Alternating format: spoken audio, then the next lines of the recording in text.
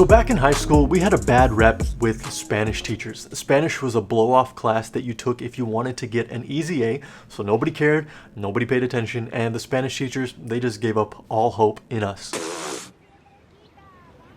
It's no use. In the 4 years of high school, we had 3 Spanish teachers, and the one with the longest tenure was Senora Zambrano. Now, it was no different in her case. Nobody cared. Nobody paid attention.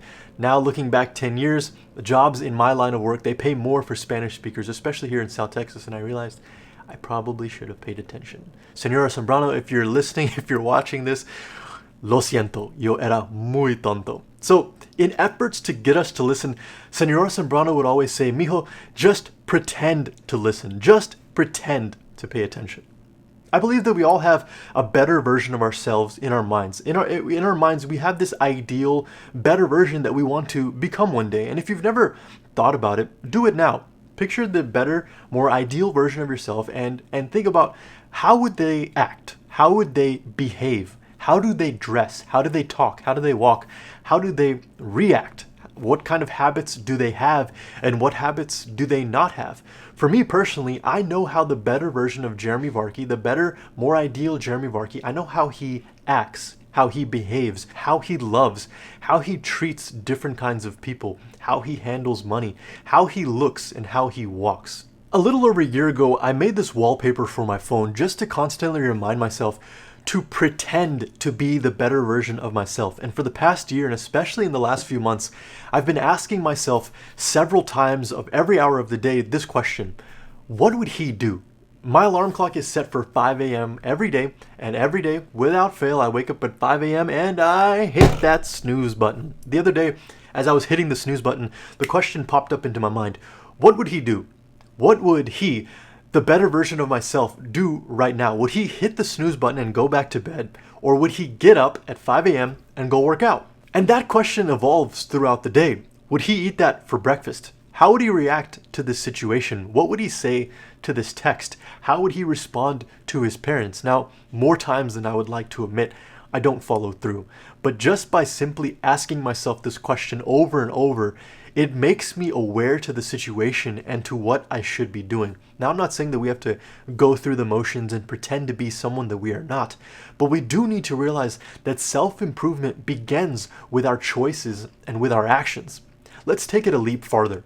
In Judges chapter 6, we meet a kid named Gideon, and Gideon was grinding wheat in a wine press. Now, it's probably been a minute since you've last ground up some wheat, but you don't do that in a wine press. You got to do that outdoors where the wind will come and separate the chaff from the wheat.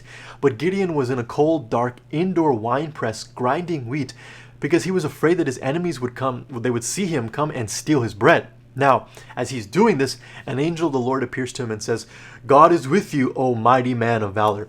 And Gideon's like, what? I thought I was by myself. And the angel of the Lord is like, no, homeboy, I'm talking to you. God is with you. Go in your strength. You're going to save Israel in your strength.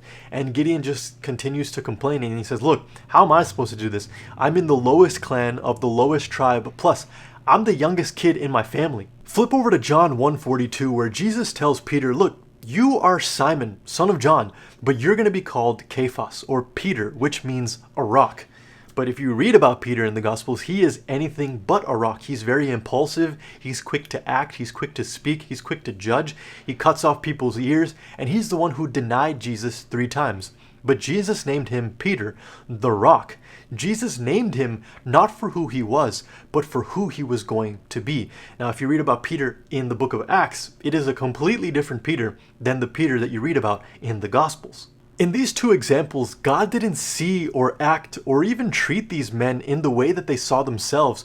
Rather, he spoke to them already as the men that they would become. So this future better version of ourselves that we have in our minds is surely better and stronger, faster, leaner, meaner, more productive, and more efficient. But as good as we think we can be, God's view of us, God's plan for us, God's destiny for our lives is infinitely greater. Ephesians 3:20 says, now to him who is able to do exceedingly abundantly beyond all that we can ask or imagine, according to the power that works within us. Now, I'm not saying that we can do the will of God for our life without the Holy Spirit, but you would be a fool to think that you can just sit back, coast through life, not make any moves, and God is just going to walk you into his plan for your life. No, it requires action. There is action that must be taken, and this action begins once we have a better version of ourselves that we can aspire to. If you look to others for motivation, if you're trying to be like other people, you will always fail because you will never be them. But if you have a better version of yourself in your mind that you can aspire to, you yourself will be your own motivation. The person you are today will be better than who you were yesterday, and the person you become tomorrow will be better than who you were today. And if you want to take this version of yourself to the next level, start to see yourself in the way God sees you. Respond to the higher calling that He has for your life, and this will result in a life that is far greater than you could have ever dreamed of for yourself. Think about this better version of yourself and ask yourself, how would they act? How does God want me to act? How does God see me? When Senora Zambrano, when she told me, Mijo, just pretend to pay attention, just pretend to listen. She knew that if I pretended, sooner or later, I wouldn't be pretending anymore. I would actually be listening. So as you realize this better version of yourself, as you begin to act like Him, talk like Him, walk like Him, as you pretend to be Him, sooner or later, you won't be pretending anymore. That's all I have to say for this one, so I'm out.